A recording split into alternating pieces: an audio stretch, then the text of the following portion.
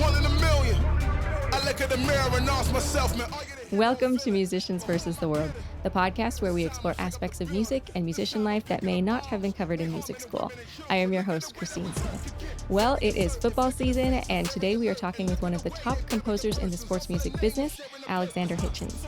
Music is a huge part of the athletic experience for both the athletes and the spectators. And so today we are going to explore what goes into creating the music that we hear every weekend. Distinctively known for his versatility, Alexander Hitchens has seamlessly found success in various genres and platforms, including music on Lecrae's Grammy Award-winning hip-hop album Gravity and Andy Mineo's GMA-winning album Neverland. He's also performed music for an Emmy Award-winning commercial with the LA Dodgers. Classically trained on the violin, he's carved out one huge presence in the TV, film, and radio world with his endless work providing music for the NBA, ESPN, Nike, the NFL, Discovery, 2K, short films, documentaries, and countless other productions. His most recent accomplishments include providing the theme music for NBC and Peacock's Big Ten broadcasts. So Alexander Hitchens, thank you so much for being here and welcome to Musicians versus the World. Thank you for having me, Christine. Excited to join you all today. Well, I'm excited to have you and to chat with you today. I was listening to some of your music, which I love. I think it's fantastic music. Thank you. And what I was really impressed with is that you seem just as comfortable with hip hop and producing as you do with orchestral and classical music. Yeah. Do you just love variety, or do you feel like those genres complement each other well? Yeah, no, it's a great question. I think it's a little bit of both, to be honest. As a kid, I grew up playing the violin, so I was 4 years old. Saw it on Sesame Street. Mom got me a violin, so I grew up classically trained. But then, I'm a kid that grew up in the east side of Cleveland, so I loved hip hop, loved listening to that. And I remember the moment that I heard the two of them combine. I heard Dr. Dre's Forgot About Dre, and there were violins in the beginning of the song, and then there's a drum beat that comes in. I'm just like, oh, this works. My two worlds are colliding. And so for me, that just kind of sparked a curiosity into how can I make these two loves, work together. And so, yeah, I think hip hop and, classical music and orchestral music they complement each other well because both, strings never go out of style, Right. Brass never goes out of style, but hip hop evolves. And so it's like these things that kind of rotate around each other. One's going on a slower axis, the other's going on a faster axis. And I love experimenting and trying to make them work together. Yeah. What sort of things have you done to put them together? Oh yeah. Yeah, no, it's been really fun. I've been fortunate to do a lot of stuff in the sports world. And I find that those two complement each other really well in that space because you have sports like the NBA or the NFL or college football that have spanned decades, some of them even centuries.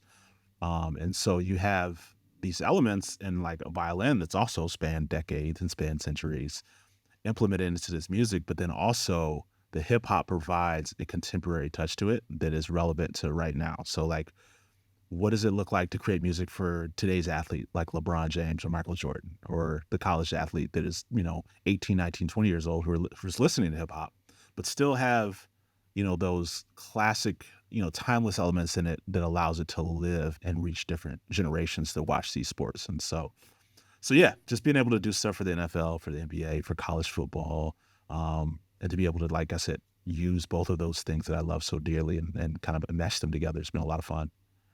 Yeah. Well, music and sports, we've had so many conversations about this. They work together so well.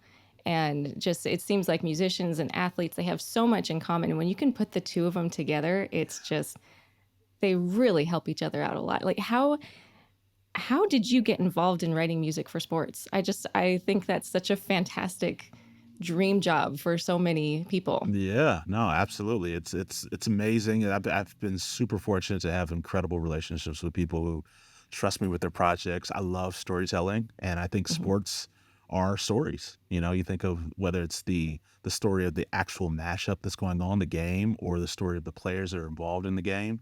And so I've found myself fortunate to be able to get involved early on. I was able to tell stories for LeBron James. I was able to tell stories for Kobe Bryant about their shoes and what did their shoes mean to each other, mean to them. And then also when I get into working with the NBA, I'm able to create soundtracks for mixtapes, which tells the story of a season for a player. So the NBA said, hey, we're going to put together a highlight tape of LeBron James for his birthday.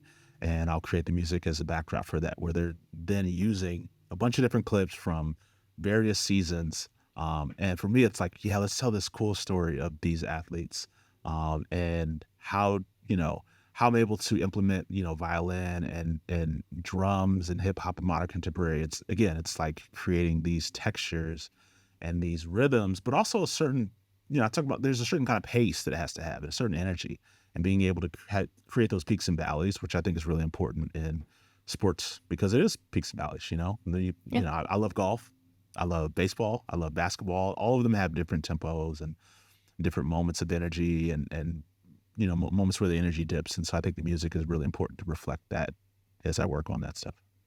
That's true. That's true. And there's so much drama, and there's like a lull sometimes. There's calm, but then there's all sorts of excitement sometimes. Yeah. It's going back a little bit if we could. So you wrote music for Kobe Bryant and LeBron James, and so there were some stories about their shoes, there's some stories about their lives. Is the music, how do you encapsulate music about someone's feelings about their shoes? Or, and Kobe Bryant and LeBron James have completely different stories. Like, how did you go about encapsulating these stories and writing music to fit these huge personalities? Absolutely. Yeah, no, I think it's, a lot about music is collaboration. And so for me, collaborating with the producers or the writers of these particular pieces. And so for LeBron, was really my first opportunity to dip my toe into the sports world, production music Because what a world. first project. I know, right? It's funny. So I'm still living. I'm from Cleveland, Ohio, originally. Now I live in LA. Been in LA for about 8 years. But before I moved to LA, I had an opportunity to work on this LeBron project. And so, just a little background. I get a call from two filmmaker friends who know me as a producer and guy who, does some orchestration. And he's like, "Hey, man, we are shooting LeBron for Nike Saturday, and we think you would be a great complement to the project with your music." Now, this is a call I get on Thursday. Now, the shoot is on Saturday. They said, "Hey, we're editing on site, so we actually need the music ahead of the shoot." So I'm flying blind at this point. I'm like, "Oh no!" But they're like, "Hey, it needs to sound like, think of Gatorade commercials or Nike commercials, like big, epic, but still contemporary and modern." And so Tuesday or Thursday, writer's block. Friday, complete writer's block. It wasn't until late Friday night, early Saturday morning that the light bulb came on. I knocked out 3 ideas. I sent it over to them, and I didn't hear from them. So I know they're to shoot. They didn't tell me if they liked it, they hated it. I'm just like, at least give me some definitive answer whether or not I'm going to have an opportunity to work with LeBron James. I get a call Sunday night that said, "Hey, they love the music. Nike loves the music. It's going live on Monday." And Oh my the music went live on goodness. Monday. And it was really my first introduction to this world of sports and orchestration and hip hop. And it was unique with that because, again, I didn't have visuals to work off of. I was working off of just kind of, who do I know LeBron to be? A guy who is a historian of the game, a guy who loves, you know, contemporary expression of his basketball abilities, but also has, he loves Bill Russell. He loves Michael Jordan, these guys that he looks up to, but also is now interpreting his own style into the game. And so I tried to create something that, again, tied both kind of a classical element with pianos and strings into a modern sound with pads and drums. And they loved it. I did something right.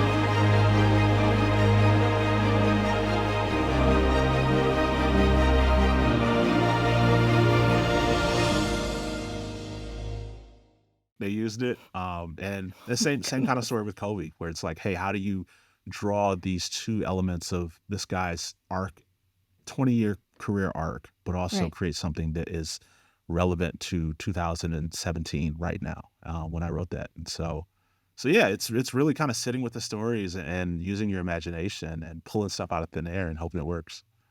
Wow. So Thursday you get the call. Writer's block. Oh my goodness. Yeah. So well, I can just imagine the pressure that you must have been under to do that. Yeah, yeah. I think because part of it, for me, music is a means to the end, which is relationships. And so I have this relationship with these guys. And I'm like, I really want to come through for these guys. Of They trusted course. me with this. And so there's a little pressure that comes with that. It's like, I want to deliver something. But then also add the pressure, and it's the fact it's one of the greatest basketball players to ever walk the planet.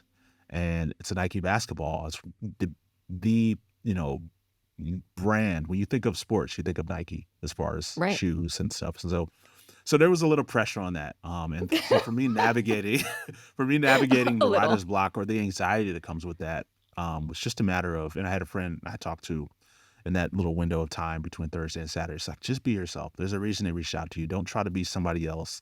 Don't try to imitate, this composer or this producer. There's a reason they called you. Do what you do well. And that was really, really valuable for me to hear that, and just to kind of, again, let my hair down and write freely. Well, yeah. And with that short amount of time, it was all on you. So did you record everything? Like, do you play the piano as well, or violin? What? I know you play the Yeah, violin, but do you play yeah, other yeah. So I grew instruments? up playing the violin. Yeah. Right. So I'm classically trained. So I kind of know how to navigate strings. I played in orchestras as a kid, so I kind of know what the cello's doing. I know what the viola's doing. I know what the bass is doing. And so when I write my music, I write in sections, and just so the sections can complement each other. I've taught myself the keys over the past, 15 years, so I can navigate everything. Especially in when we talk about working digitally with, DAWs like Ableton or Logic, it's important to be able to kind of find your way around the keyboard. Yeah. But yeah, it was for me. It was like, let's just lay this framework down. And I'm a big believer in quality is a byproduct of quantity. And so people always wrestle quantity versus quality. I think quantity breeds quality. And so I write a bunch of different ideas. I'll spend 15, 20 minutes sketching different ideas, and I'll move on to the next one. And then what I'll do is I'll go through those 10 ideas and say, hey, what 3 of these 10 do I really like that I can really develop?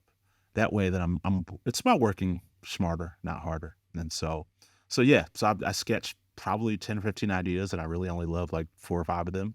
And of those 4 or 5, I really zeroed in on 3, and those are the ones that I sent over for the LeBron project. And Yeah. they ended up liking them. They used 2 of them, so it was Wow. the process proved fruitful. Okay, so that is not the only amazing story from your career. Because tell me how you got the job with the Big Ten with NBC. Like, this is an incredible story. Can you tell that to me? Yeah, absolutely. Yeah, so again, it's for me. I would say stay ready so you don't have to get ready. I'm traveling. So it's 6 in the morning in October. I'm traveling to Jackson Hole with my wife. We're at Burbank Airport here in LA. And I'm a big golfer, so I know probably more golf than the average fan of sports, whatever. But I recognize this guy sitting at the gate with us, and I'm like, that looks like Max Homa. This is the number 7 golfer in the world. And he's just sitting there at 6 in the morning, so I didn't want to bother him or whatever. So I do the half selfie. So I take my phone out, and I'm like half my face, and then him in the back was slumped over with his hand on his cheek, like trying not to fall asleep. And I tweeted him, just kind of like, it's a distant hello. I was like, good morning to Max. Good morning. Too early to say good morning to Max Homa was the tweet. And he retweets it. And the tweet ends up going like kind of viral. And so it gets a bunch of retweets and likes and everything. And I get on the plane, I shake his hand, I wish him good luck. And then, a couple months later, I'm in Tokyo with my wife. We're on our honeymoon. And I get an email from NBC. And it's like, hey, would you like to do a call with us? We have a job opportunity. So I get back to LA. I jump on the Zoom. And the guy's like, hey, I'm a big golfer. You're probably wondering how I found out about you. Well, I saw your tweet to Max Homa that he retweeted. I'm like, what? Wait a minute. Wait. He's like, I go to your Twitter page and I go to your website. And I'm like, oh, he's a composer. And so I just start scrolling through your catalog, scrolling through your music. And I realize this guy has the sounds, the bag that we're looking for to create this music for this new deal we just acquired with the Big Ten. And so NBC basically hired me because of a tweet to a pro golfer at 6 in the morning. So like it's funny. I need to tweet at Max Homa and say, I think I owe you 10% for that gig. So You probably do. I know. He's a good sport. He was very kind. It was early in the morning, but yeah, it's and I think for me there were so many lessons in that because have a website because you never know who's looking. Don't be afraid to just shoot your shot, just be out there, interact with people. Again, it's relationships, it's interactions, and so all of those things created this butterfly effect for me to get just an amazing opportunity that I've been able to work on.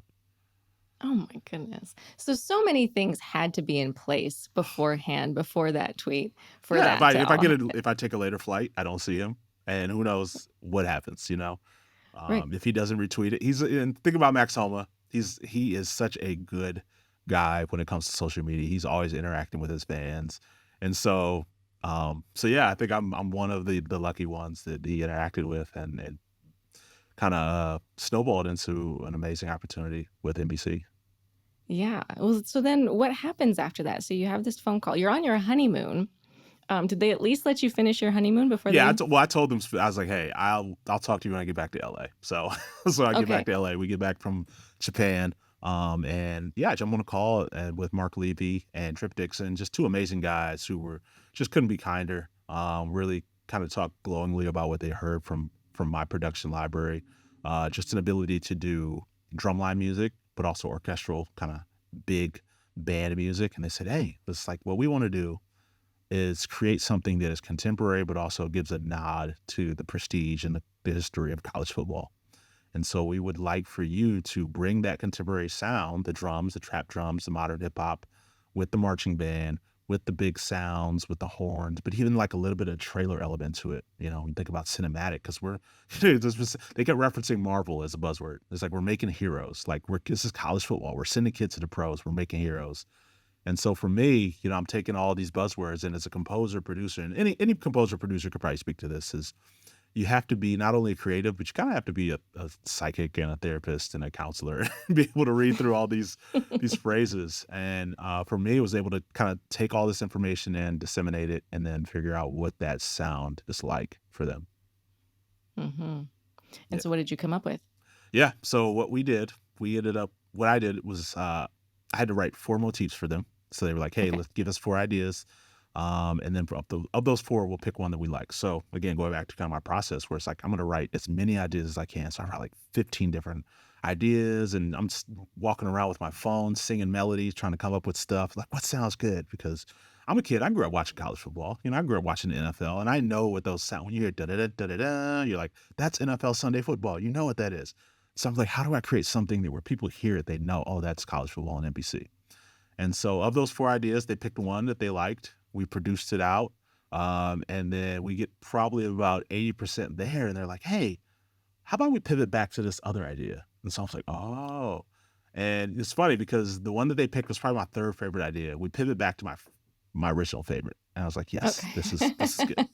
And so, yeah, but that's part of the process. I'll tell any young It is. producers, like, look, man, you got to be flexible. You got to hold loosely to it because you never know how the team or the editors are going to kind of like change their ideas. It's different voices that come in and say, hey, we need a little more of this, we need a little more of that. And so you have to be flexible. And so for me, being able to go back and then kind of get that original idea to the finish line, to where they really liked it. They all loved it. I loved it. Everyone was happy.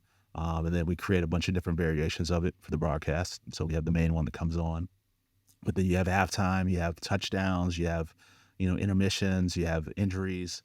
And so, yeah, it was so much fun working on it. It's like, being able to, again, do a bunch of different styles in one. Hip hop, I get to do marching band. I played college football, I played high school football. So like, I understand just the feeling that you get when you hear the marching band, the drum cadences and the horns. And then also just, like I said, being able to put in those trailer elements. So I get big hits and big drums and big sounds. And so it sounds like, it's funny. I sent it to my brother-in-law. He's like, "Yeah, this sounds like Avengers, like an Avengers fielded a college football team. That's what this kind of sounds like." And so, I couldn't be more thankful for NBC kind of giving me just the creative freedom to do it. Yeah. Again, saying like, "Hey, we hired you to do this. Don't try to be John Williams. Don't try to be John Tesh. Be you." And then Mhm. trusting that and running with that, and the byproduct speaks for itself.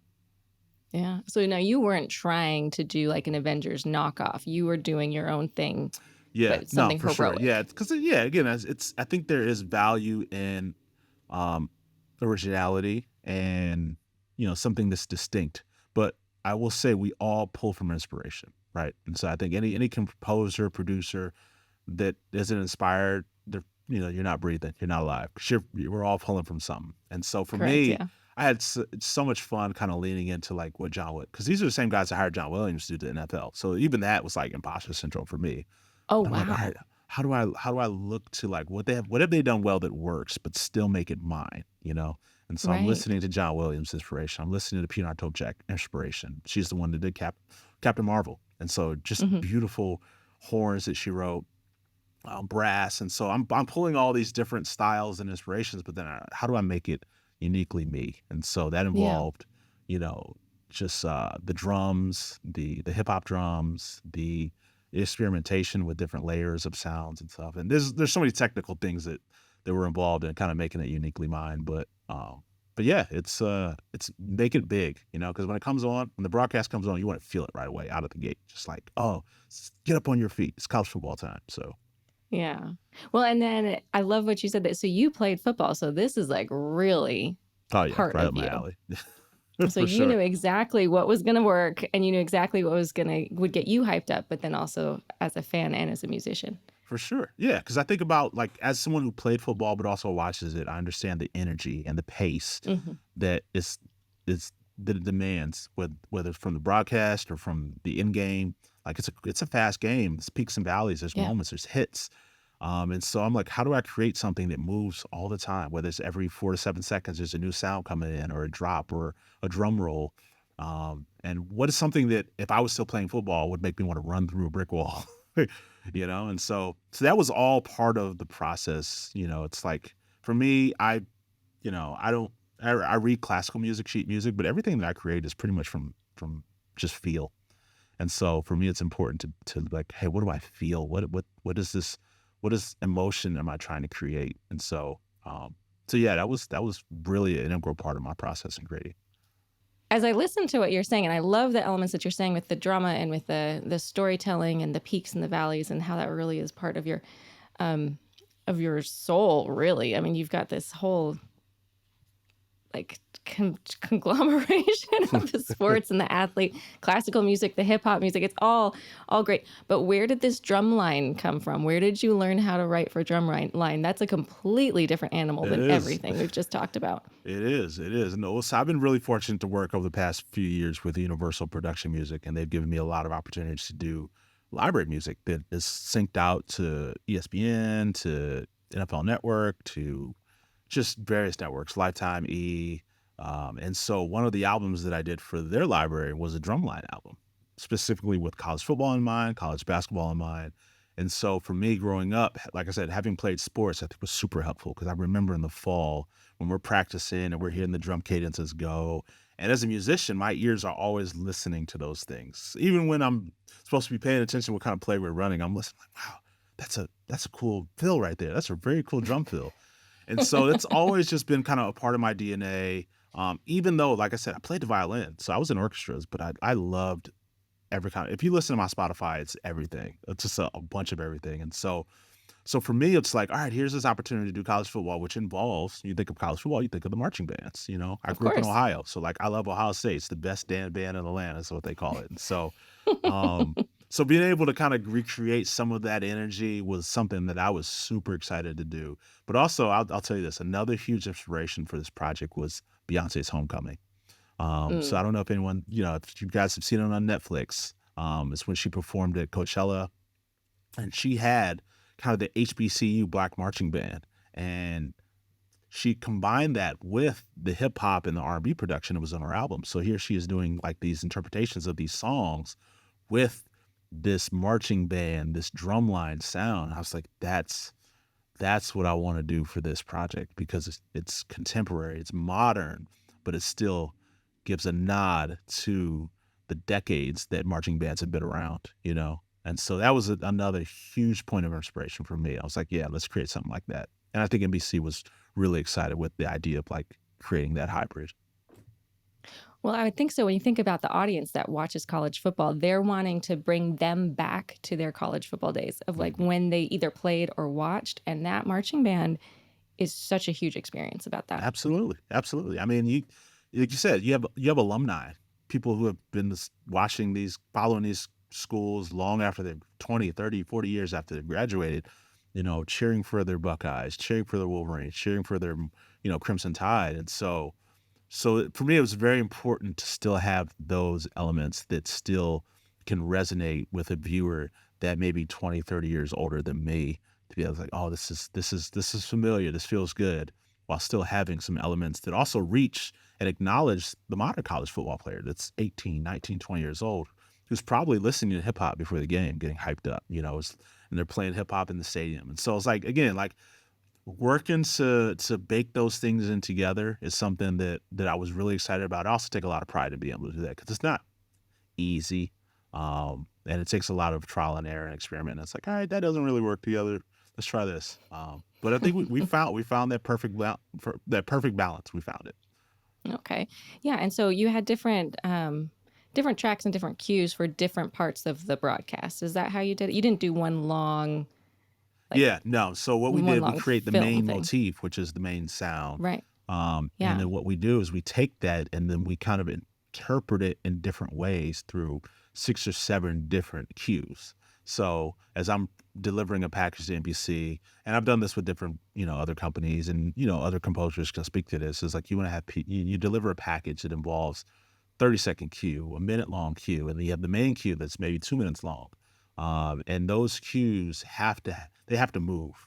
Because again, you're talking about how do I pack enough movement into a 30-second cue that gets you from maybe the action into a commercial, And so I've created 4 different versions of the main theme for that purpose that are shorter cues. I created we call it a billboard cue, which is something that's more of like, if they're coming back from halftime and it's a maybe more extended sound. I created one of the cues. It was very different than all the rest of them. So it was a kind of a halftime cue. So I slowed down the original theme, and it's more of a trap drum. And we like to call it the word we called it throughout our process was, this is the Creed version. And so I don't know if you've seen the movie Creed. It's kind of like the trap, but still orchestral version. And but it leans a little more into the hip hop side. And so that was fun for Okay. me. And I think they love that. Out of all the cues, I think they love that one the most. I hear it every single weekend when they play, whether it's Michigan State or Northwestern or, Michigan and Purdue, they're playing that Creed theme just because I think it's a little more contemporary, but it still has that, those horns and stuff that are classic. Yeah. Well, and then these broadcasts are live. They So are. everything has to be just ready, and they just put it in, and you kind of just as it goes. I think that's kind of really exciting. It is, yeah. No, and that involves a lot of work on the front end, right? So before we got to the season, maybe 2 or 3 weeks out, we're fine tuning those little things, and NBC's doing the test runs of like test edits. I say, hey, this is what it's gonna be like when it comes out of commercial or goes into halftime. This has got to drop right here, and there was a lot of pushing and pulling in a good way. Like they'll call me and say, hey, this is 36 seconds. Can we really get it out to about 45 seconds? Because we don't want to have that dead space and a dead air, So for me as a composer, being able to weave in those edit points, and those drops and those different markers that they can use. Because again, I'm not going to be on site every single weekend editing the music to it. They got to be able to use this for every different scenario, or, if something happens, it's a little bit longer. Do they have the flexibility for that? And so my job is to provide that for them. Yeah. Yeah. And then is this same music going to be used for basketball, or did you compose something different for basketball? That's going to be for basketball as well. So this is like when you think of the Big Ten, this is going to be the theme music for that. So rolling it Wow. in through college football season into basketball season. And I think there's some beauty to that. I think there's some beauty to having that cohesion. So when you hear Mhm. it, not only are you thinking of NBC or Peacock, but you're really thinking about the Big Ten across both sports. And so yeah, it's an incredible privilege. I'm so thankful that they trusted me to create this. Again, it's part of storytelling, which I love to do. I love telling stories. That's why I love working with all different editors and directors and producers. Just like, let me tell your story and let me figure out what this sounds like. And so being able to do that for NBC for multi-sports is really special. Yeah, that's incredible. And congratulations on all of this that you've Thank you. been doing. It's amazing. And it's amazing that you have the creativity and you're just all of these things have come together and all your preparation is really worked out so that when you see somebody in an airport, like you're ready to go and you can Yeah. do it and you can do the job. Like, really, congratulations on all of that. Thank you. Thank you. No, my mom said I was very observant as a baby. And I think that's spilled over into my adult life where I'm always observing, I'm always looking. But I try to just be in different spaces. I would tell young producers like, hey, just do different things, play golf. For me, it's like just growing up, being exposed to golf and watching golf gives me the eyes to be able to see, oh, this is the number 7 player in the world. And it's funny because we both flew out of Burbank, our layover was in Salt Lake City. He gets off, and so we're walking through the airport together. I'm with my wife. Nobody bothered this guy. I don't think anybody knew who he was, which is, I guess, one of the joys of being a professional golfer. You can actually fly commercial and not be harassed, you know. But I knew who he was, and just by knowing who he was, kind of changed my career, for the better, Yeah. And we can hear your music every Saturday. It's so cool. Yeah. Is that amazing? Cool. It is for sure. What did that feel like the first time you heard your themes being played in the Big Ten? Oh yeah, it was incredible. So the first game was in Michigan. Week 1 was in Michigan, and they played at noon Michigan time, which was like 9 a.m. LA time. So I'm up at 8:30 and I've got the TV on and I've got it queued up and I'm shaking my wife like, it's about to come on, pay attention. But it was very sweet. It was cathartic, to be honest. It's one of those things where any composer can speak to this. When you're creating, there is just the paralyzing fear can creep on you. Like, is this good enough? Am I even worthy of this space? I probably thought I was gonna get fired like 4 or 5 times throughout the process, even though they're like, "This is great, we trust you." I'm like, I don't know if I'm good enough. Like, I feel like just again, these people hired Carrie Underwood and John Williams and these big names, and I'm just this kid from Cleveland. But to see it live was like, okay, yeah, you belong. This is good. Enjoy it, soak it up. It kind of made all the late nights and the difficult, the writer's block, all those different things that are part of just, creating. It made it really worth it. And you're like, all right, this is the fruit on the other side of it. So yeah, it was very sweet to see it. Oh, I love it. Oh, congratulations. Thank This you. is such a fun story. Like, Thank watching football is going to be so much more fun for me now. It's music. Music I is love it's it. an important part of it. You take the music out of it, you're like, oh, there's new energy. It's like, yeah. Yeah. It's gonna be great. And I love what you said about being observant. I think that the reason you're able to put all of these different elements together, all these different genres together, is because you're observant, because you hear and you recognize those little things, those little motifs or those little beats or something, like the little elements that can work with something that maybe a non-observant person wouldn't notice and they wouldn't think to put them together. But because you are observant, you can put them together. Absolutely. Yeah. No, I think, life is layers, whether it's music, whether it's just, raising a kid, whether it's, working a job, teaching, there's always layers to life. There's a thing and then there's something below it that's driving that thing. And so for me, I incorporate that into my music. It's like, all right, if we're going to have these different layers, how do they complement each other? How do they promote each other? But there's also in the details, and I really, really strive to pay attention to the little things, even the things that the average listener won't hear. It's like the glue to the track. You pull it out, it's like, the important piece of a nut or a bolt in a, structure. You pull it out, you may not see the missing bolt, but you'll see the structure fall. And so for me, paying attention to those details is something that I learned at a young age. Playing violin, I had a teacher, Mr. Snader. So Mr. Snader. So I had probably 5 different classical teachers as a kid playing the violin. I only remember the name of one of them. Sorry to the others, but Mr. Snader was a former World War II veteran, and he played in the Cleveland Orchestra. So the Cleveland Orchestra is a pretty prestigious orchestra. But he was my private teacher, and I remember as a kid being so afraid of Mr. Snader. He was so militant. My dad would drop me off at the lessons, and I would look at my dad like, "Don't leave me here with Mr. Snader." And I'm crying.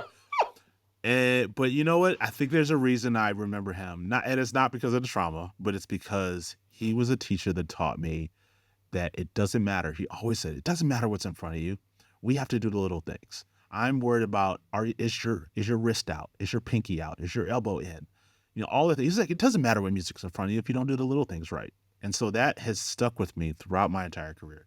Where it doesn't matter what I'm trying to write, whether it's the Big Ten, whether it's the NBA, whether it's in the NFL, if I don't pay attention to the details and really make sure those things are dialed in, then none of the big stuff matters. And the big stuff won't even really come together. And so yeah, like kind of going back to your original point, it's like, yeah, it's this the little details, the little layers.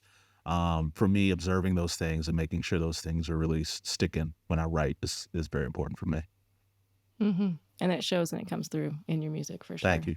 Thank you. Yeah, absolutely.